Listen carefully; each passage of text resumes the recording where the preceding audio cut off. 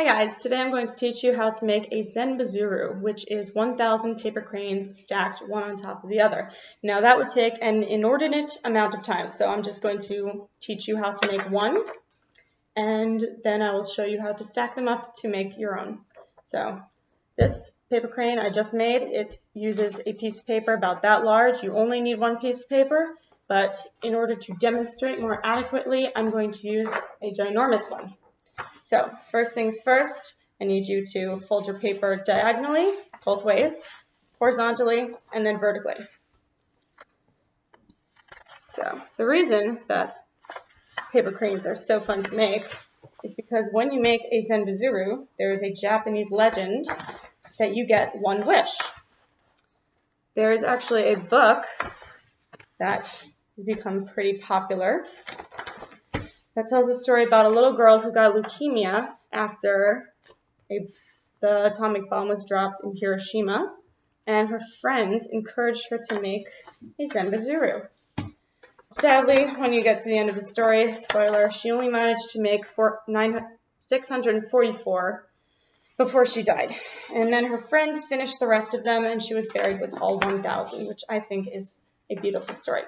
So once you complete your folding, you should be able to fold it both ways to make two triangles, and then not diagonally, horizontally and vertically to make two rectangles. So then you choose one of your four sides. You have four squares, as you can probably see.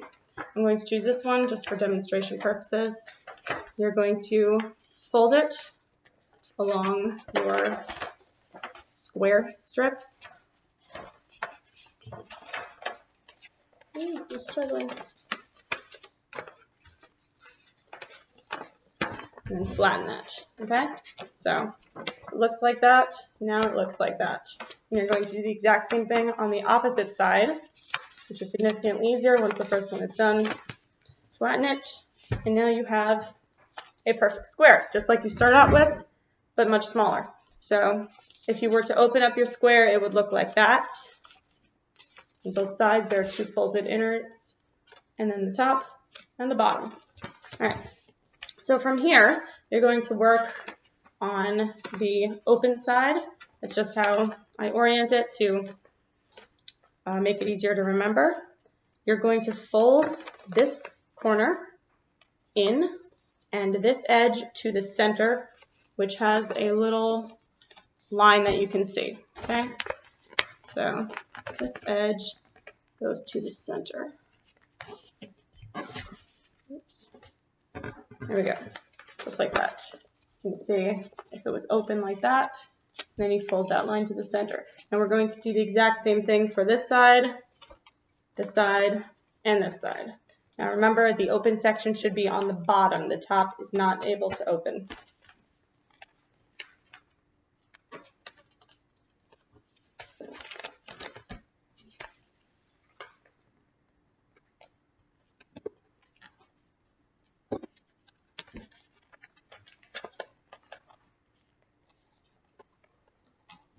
Okay.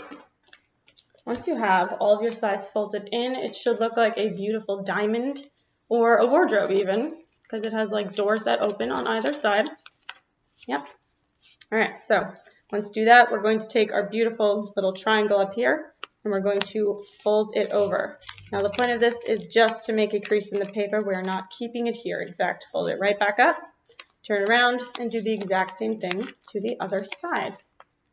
We're just making a crease. Most of origami is just creasing it so that it's easier to fold later. So now that you've made this beautiful wardrobe, open it right back up. Okay. Now we're going to take the bottom, all right, and we're going to open it all the way to this crease that we just made there. And we're going to fold it along these creases here that we also just made. So there are your three creases. Let's open it up.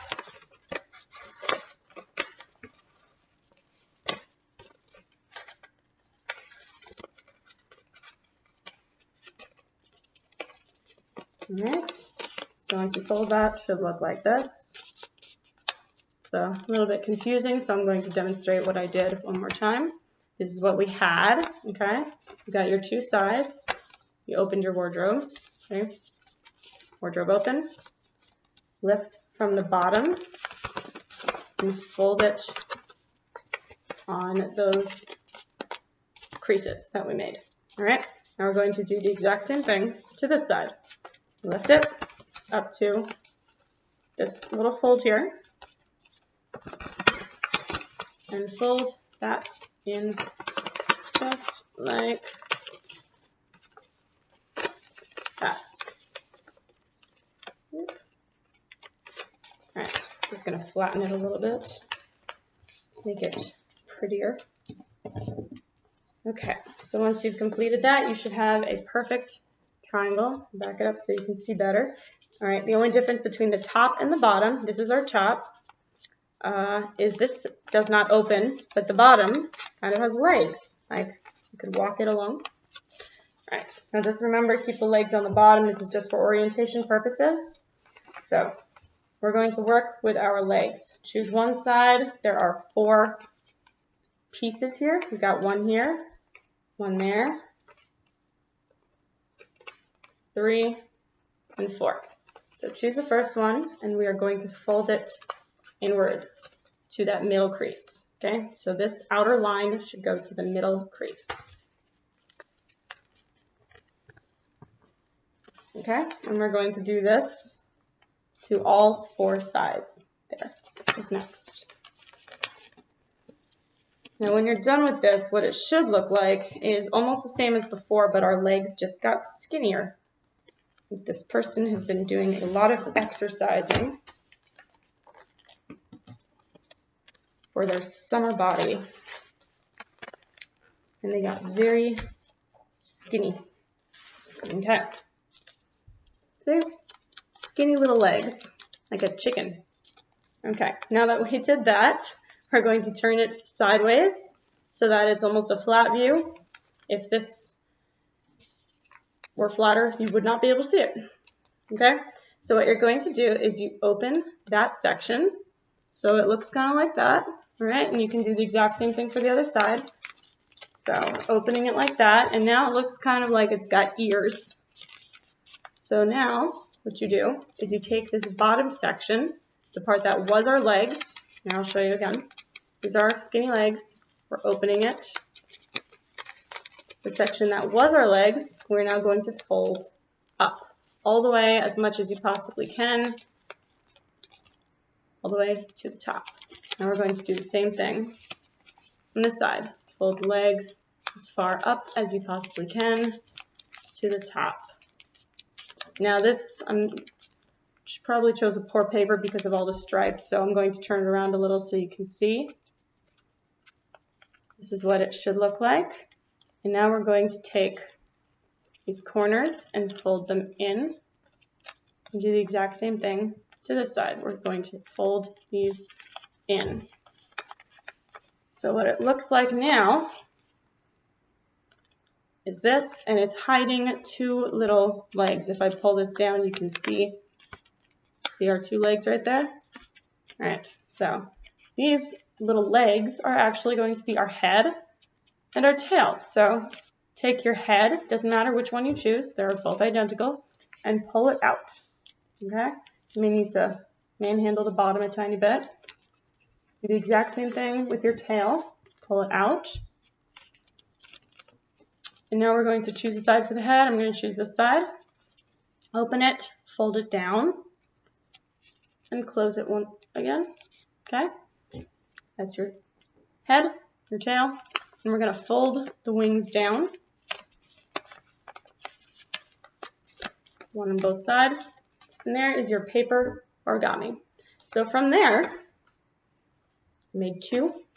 You take a needle, obviously thread it, make a nice little knot at the bottom. You can put the needle right through the bottom, goes into the top, and then you pull it through. And what you're going to end up with is 2 origamis directly on top of each other, just like that.